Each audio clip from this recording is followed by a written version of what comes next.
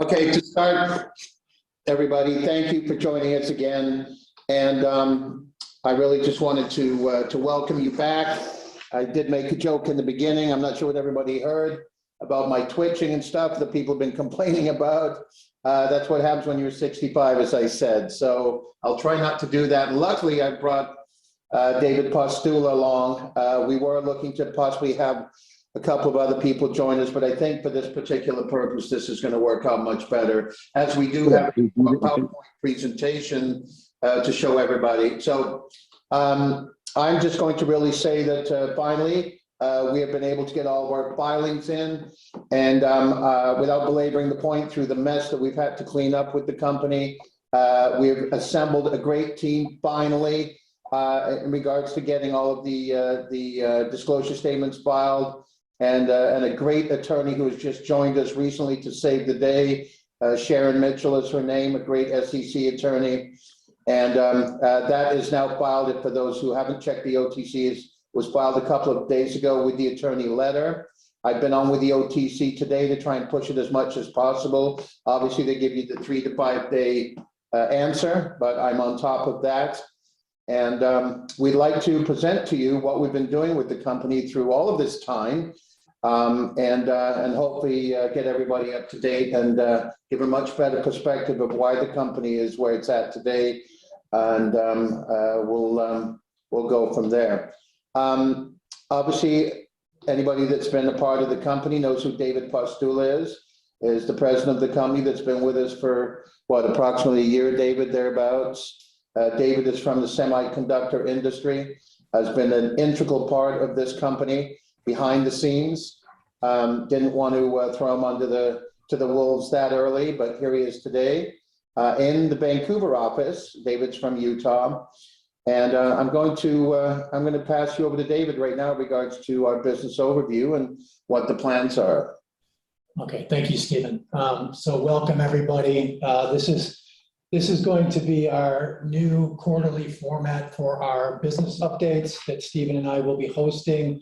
Of course, we have inputs from our entire team that go into this presentation, so you will be hearing the collective voice of the team.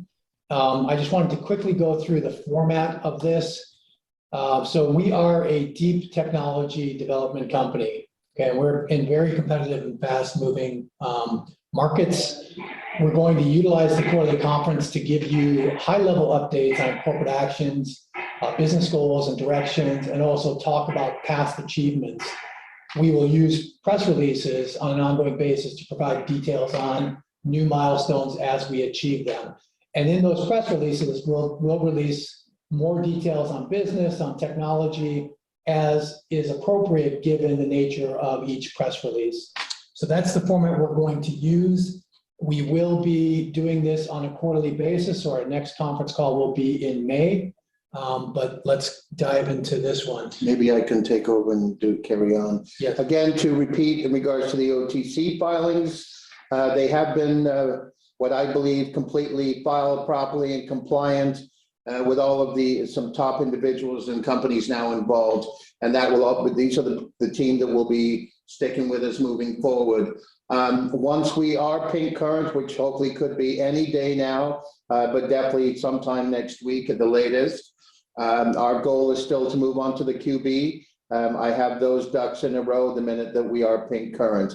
Again, we have been working with top accounting firms and attorneys now, and so moving forward, we'll be building off a level platform as opposed to the wish-wash, so to speak, that was dealt with to us. In regards to, well, as David and I have been discussing, it was part of what I was going to explain to everybody, and everybody gets frustrated in the delays and, you know, and such. This really did push us back, if not 1 quarter, 2 quarters, in what we tried to accomplish with the company, both setting up the financial aspect of it, setting up the business aspect of it that requires financials, and all in all. So having said that, we believe that we're in the right position now. I just want to talk about one little thing. Well, not one little thing, it's actually a big thing. Legal actions. And if anybody read the last press release, one of the, if not the biggest, actually the biggest thorn in our side has been these convertible notes that came along with this company that, again, to repeat myself, I knew nothing about. Obviously, I found out about them pretty quick, and I've been trying to overcome that hurdle. Without, beknownst to me, some things had been going on in regards to these type of situations. And as I was reading in certain publications, I started seeing names of companies that we had been involved with. And obviously I can't mention names right now, but there was approximately 3 or 4 of those companies. And so to fast forward, it has really hurt our company in regards to financial aspects and how we raise money, and more specifically, just trying to gather information to bring everything current. Because when I took over the company, I was not passed on anything except the articles of incorporation and a court order stamp from Angela Collette and the judge. So we have engaged a law firm out of New York, very substantial law firm that's working directly on with within that field and those companies, and the SEC and the judges involved in those cases. And we are aggressively going after them for many different reasons, both obviously financially, and also if there's any outstanding warrants and such that could be lingering. We're not taking it lightly, and quite the opposite. That's as much as I can talk about that, and you will be seeing certain announcements and actions happening in the very, very near future in regards to that. Regards to the share issuance that everybody was, so not everybody, but people were wondering what that was about. It was simply, as it stated in the press release, to bring all of the team together, which is LT. It is Mr. Torrey, the senior engineer in Kent, Washington. And David's going to talk a little bit about that. In regards to myself and certain acquisitions that are going to be announced also. Some have already been announced, and some are going to be announced in the extreme near future. So what it did, it tied all of the loose ends up for that. We feel very strongly that we've made all the right moves in regards to that. Yeah, so all of the elements that were brought in via this share issuance are listed in the press release that Stephen did a couple days ago. And that is, should be quite clear, but we are all set moving forward. Okay, so on to the business update. So those are the corporate updates. Thank you, Stephen. You're welcome. I think that should tie up a lot of loose. It's great that I don't have to do it alone today. What a great addition it is. A shareholder meeting. We'll make a good team moving forward. Absolutely. So some people are coming off mute. I want to make sure that we can continue mute. Let's just carry on. Okay. So the business update. So HPI Holding is, we're launching differentiated technologies into a number of multi-billion-dollar market segments, including gaming, cloud discovery. We have elements of additive manufacturing and clean energy, with the goal of significantly disrupting current models in a positive way. I can talk about NFT if you want. Okay. So yeah, the first business that we have. So just one quick comment. So there was some comments going back and forth, the questions about business dissolution. We have brought all of our businesses into the corporate, the company of HPIL Holdings. So everything now is brought in as a business division as opposed to an independent, wholly owned subsidiary. And it was solely at the advice, I'm the one that did incorporate them entity by entity. And again, they were all 100% subsidiaries. And after discussions, both from a legal point of view and an accounting point of view, we brought them down to subdivisions as opposed to corporations. There's no more to it than that. They are 100% owned by HPIL. And we are now, that's how it's set up. In regards to NFT procurement, I'll start off for David and I'll pass it on to him after that. I'm the one that created the NFT procurement, and I know things have gone not quite the way that we thought they were going to.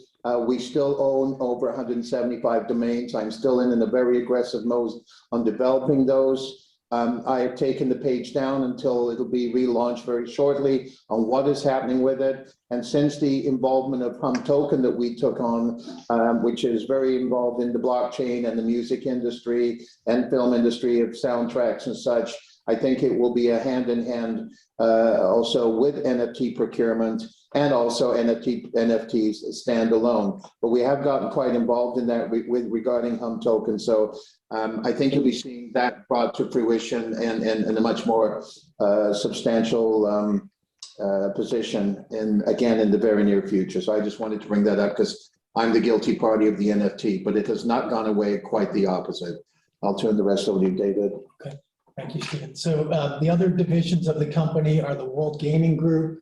We'll go into details on that. MEDUSA Intelligence and APOGEE Dynamics. So rather than working off this page, I'll go into the details to give you an update. Click off of this.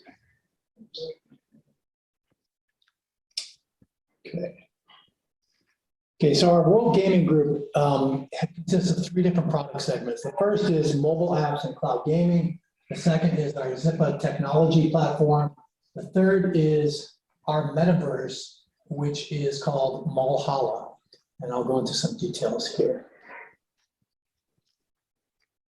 So for our mobile apps and cloud gaming, what have we achieved?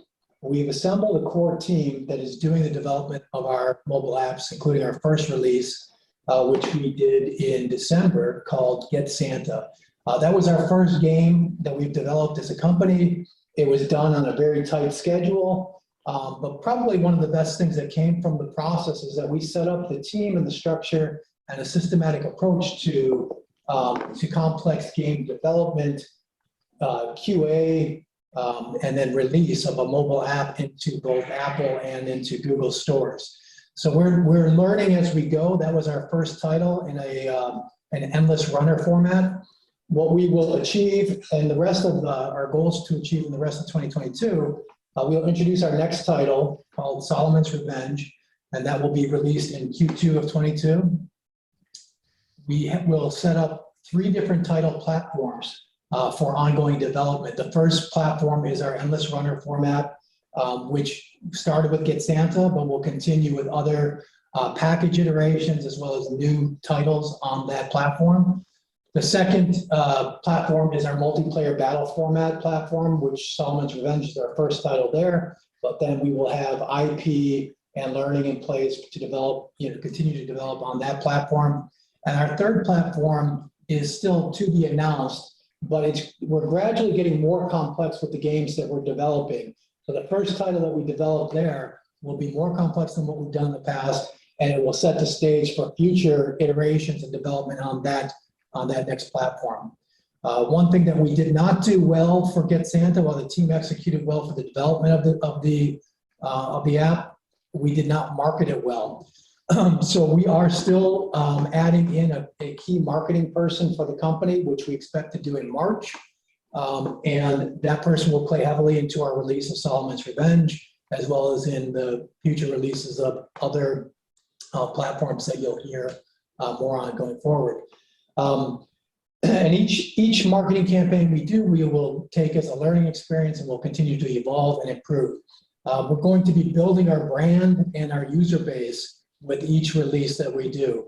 And this will be leading to our initial revenue in WGG in the second half of this year.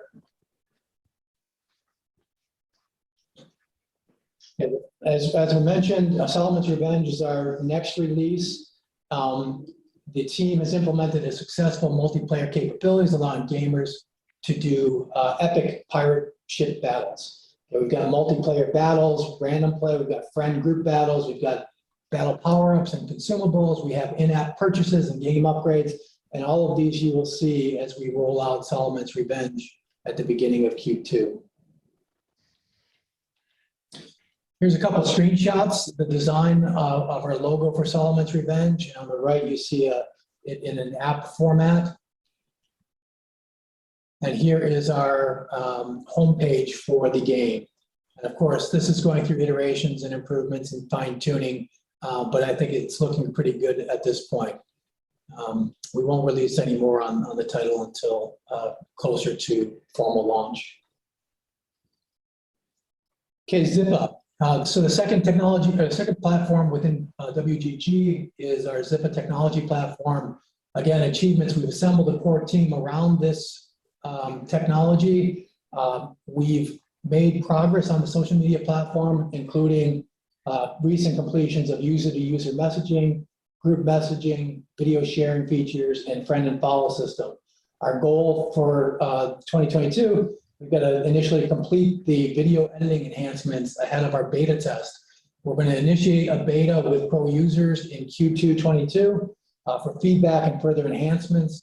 And our intention is to launch a marketing campaign well in advance of the release of the actual ZIPPA app platform in early Q3 of 22. So we're going to build our brand and our user base, and we're going to generate initial revenue on this platform in the second half of 22. In addition to this, we're going to leverage parallel segments to gaming for possible reuse of this platform. So this platform is going to be quite feature rich, and there's other market segments that are similar to gaming where we can actually take this the ZIPPA platform, rebrand it, and play it into a different market segment, a parallel market segment. Again, to use a generic phrase, but I've always said this from the beginning, sorry, David, is this is TikTok for gamers. And if anybody just simply Googles the numbers on TikTok, which are all predominantly music, the same with Triller, which are all predominantly music. This is TikTok for gamers, which has a bigger platform than television, film, music combined. And it is truly taken that long, but we think that ZIPPA is truly groundbreaking and giving many more elements than the previous two companies that I mentioned. I just wanted to again say it's TikTok for gamers. Sorry, go ahead, David. That's okay. This is the logo for ZIPPA right now. This is the initial feature set. And this is going to be a platform that we continue to build on. So we're going to find out where we're successful, where we're facing some challenges, and what parts of the market can we uniquely fit into and establish that user base that I mentioned. So this is going to be an evolving platform, and we're going to continue to invest and develop on it.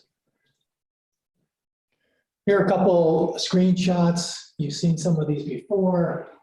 Some of these are new.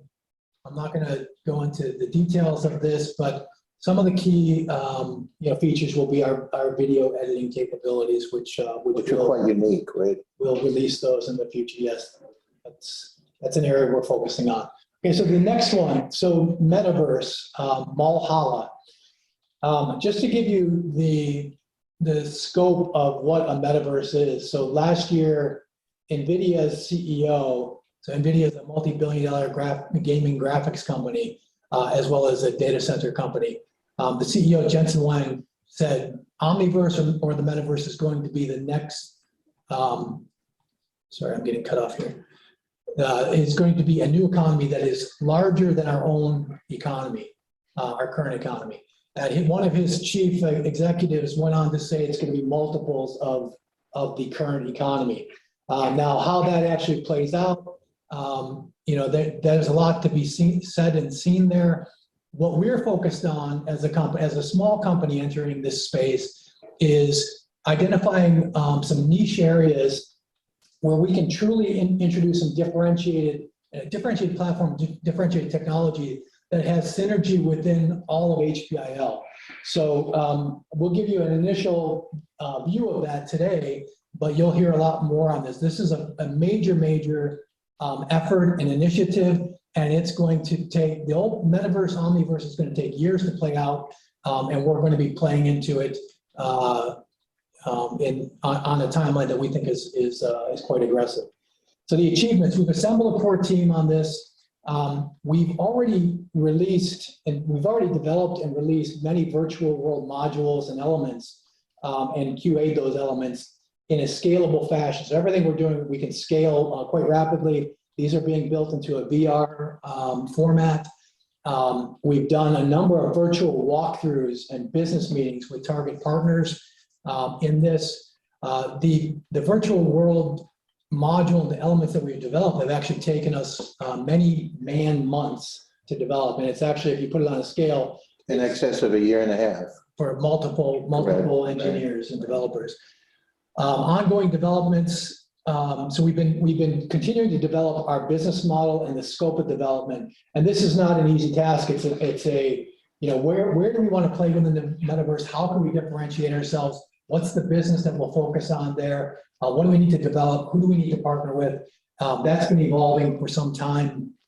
We have identified significant synergies across HPIL businesses that play into the metaverse, including augmented reality, which we're working on in APOGEE, MEDUSA, NFTs and beyond. All of these, there are synergies between these businesses into MALLHALA and the metaverse.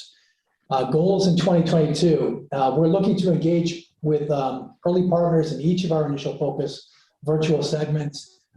Initially, they're gaming, gambling, and shopping. The next page will show you some more that we're looking at. We're looking to initiate our internal beta with partners in the second half of 2022 for feedback and further enhancements. We're going to begin a joint marketing campaign with partners ahead of our initial consumer launch, which will happen in the first half of 23. So here is a little graphic around you know, virtual presence in shopping, in gaming, in gambling. But beyond that, we're also engaging, MALLHALA will also be a virtual and augmented world for socializing and events, for business, and for more. Entertainment. Come on, big girl. Come on. So here are a few just graphics from some of the virtual world modules that I would ask that people to mute on our behalf. Thank you. So here are a few graphics from some of the virtual worlds that we created. These are all actual virtual modules that you can walk through, and we've actually taken partners through that. Here's an arena where we can hold events.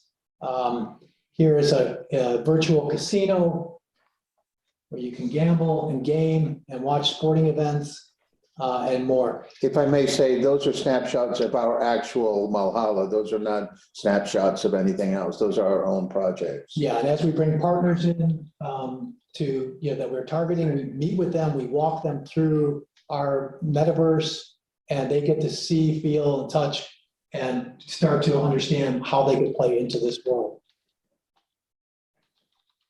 So the next one is MEDUSA Intelligence. So as we go down into our businesses, the technology becomes deeper, it becomes more proprietary. The players that we're playing against become bigger, better funded. Hence, we need to be very close to the vest in what we disclose. We want to develop, keep our shareholder base informed at a high level, and then release as we actually achieve milestones. And I'm sure that you can understand and appreciate that. But MEDUSA Intelligence, what is it? It's a knowledge discovery engine incorporating AI along with sophisticated correlation database, and to quickly deliver the optimal answers to most challenging questions in both B2C and B2B segments. What's our initial development? Our initial development has actually been ongoing for a long time by LT, over a decade. But the initial implementation will be our MEDUSA Master Core, which is a core element of the software. It's not the broader element, but it's a core element that will be used as a master within the APOGEE power systems. So it'll be integrated into the power systems for power management and for optimization. So it's a learning, living, breathing software core that is part and parcel with the APOGEE power systems. So that will be implemented in the starting with the first demonstration platforms that we roll out for APOGEE, which we'll talk to in a minute. MEDUSA B2C, so for consumers. It's going to be a cloud-based solution. So we're taking what LT has developed and continues to develop. We're moving it to the cloud for scalability and for efficiency. Okay, this is leveraging a broad corpus of data, so a broad body of data to deliver optimal answers to questions from the average public's daily queries. So students, basically every walk of life. You have a question, you want a better response than what you currently get over search browsers, more optimized to your needs, something that learns as you ask. This is where you'll get it. Our beta is planned for the second half of 22, ahead of initial consumer launch in the first half of 23. So revenues from this platform will begin in 2023. MEDUSA business to business. So this is again, cloud-based solution. Security and customizability are key elements of this. It leverages largely what we're doing for consumers, but it integrates, it merges and integrates specialized data for specific market segments. So we'll begin with one market segment that we think is an optimal fit for it, and then we'll broaden. But we'll engage with businesses. They will generate revenue based on customization of the platform for their market segment, and then for ongoing use. So our beta is planned in the first half of 23, and that will be in partnership with our initial partners in an initial market segment, and then we'll launch formally in the second half of 23 with that partner and then beyond. So just to kind of add to this, so MEDUSA is an IP element that has tons of synergy across all of our businesses. So we will leverage MEDUSA in APOGEE, we'll leverage MEDUSA into MALLHALA, we'll leverage MEDUSA into some of our gaming activities, we'll leverage MEDUSA into our corporate marketing activities. It is going to be a very powerful tool that we will own. Okay, APOGEE Dynamics. So manufacturing powertrains to mobilize the future. So our leadership team is well known by our shareholders. So LT, Lord Farag Tutunian, President and CTO of HPIL, so President of APOGEE Dynamics, CTO of HPIL, so Chief Technology Officer, and Michael Torrey, who is our Senior Vice President of APOGEE Dynamics. Okay, so APOGEE Dynamics, again, we're going to share with you a high-level view of where we are, and it should be quite exciting. So development, so we've had initial delays. The delays have been based on our OTC filings and access to capital, to funding. And of course, APOGEE Dynamics is the most capital intensive of all of our businesses. So we've had some initial delays, over a quarter, as Stephen articulated, of delays, but our leadership has done a great job of continuing to push the ball forward in spite of those limitations. Now we have the funding in place and access to the funds to drive our 2022 roadmap. So the team is building up their team. In some cases, they're building back their team. They're further equipping our R&D center, and they're upgrading. They've actually identified areas to upgrade our equipment in our R&D center. They are continuing to work on design and simulation activities for our optimized powertrain system. They plan to achieve key demonstration milestones and to continue aggressively. 3 demonstration platforms are in development: a 2-wheel, 4-wheel, and a multi-wheel. So the 2-wheel will have ties into another thing that's been pre-released but is not quite formalized yet. And Stephen hinted at it, but we won't go into details on this now. And the other 4-wheel is more in line with our standard initial launch that we've articulated. And our multi-wheel is an area where the technology plays very well, and we look forward to updating our shareholders on that in the future. Patents. So LT, his team, have been working closely with a patent attorney, our patent attorney, on multiple technical patent submissions. Now, this interaction has been going on for months and months, and we are at a point where now our strategy and the submissions themselves are at a point where we're ready to move forward. So leadership, LT, Michael, have a vision to enable aggressive and continuous patent applications. So basically creating a virtual patent factory. So this is done both from a leadership mindset, from an incentive base, and so on and so forth. So our whole team, Stephen, LT, myself, Michael, we're all behind this. And this is going to be something that just creates value, tremendous value for the company across all of our divisions moving forward. Milestones. So what you can see from us in 2022 at a high level, proof of technology, a demonstration in mid-22. So mid is a little bit obscure, but obscure for a purpose. But June, July timeframe, you will have seen a demonstration of our technology. Optimized powertrain prototype is under development. It's being designed and simulated, and it will be rolled out in the second half of 2022. Our initial partners that we've targeted, we've already, we have targeted engagements across a number of technology partners as well as end market partners. And our objective is to start engaging broadly with key target partners in the second half of 2022, following our initial milestones of technology demonstration. So that's the summary on our different businesses. So Stephen, I'll turn it back over to you for closing statement. Well, I wanted to say so on a personal note first, but I don't know, you didn't really talk about it, but I know our location in Washington, regards to APOGEE, is fully open and functioning. But in regards to on a personal, it's a secure location. a secure location, correct, heavily guarded. I really, on a personal note, first of all the loyal shareholders, I want to profusely thank you for your patience. I hopefully you can see that it's starting to really pay off. It's not been easy. I've got the scars to prove it.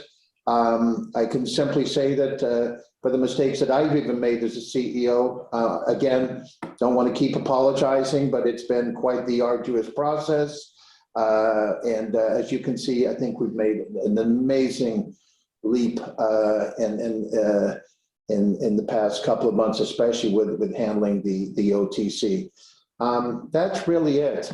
Coming to you from downtown Vancouver, which there was snow last night, but it's a little warmer today. I thank you very much, and see you in May. Yeah, one thing that as Stephen and LT and I were reviewing the slides earlier, one thing that LT pointed out is as we move forward with future presentations, our shareholders will be able to point backwards at the presentations that we've done and connect the dots on a lot of exciting developments. So I think that's going to be That's absolutely fine. Again, I thank you, shareholders. David, thank you for joining us today. Have a great day. Goodbye.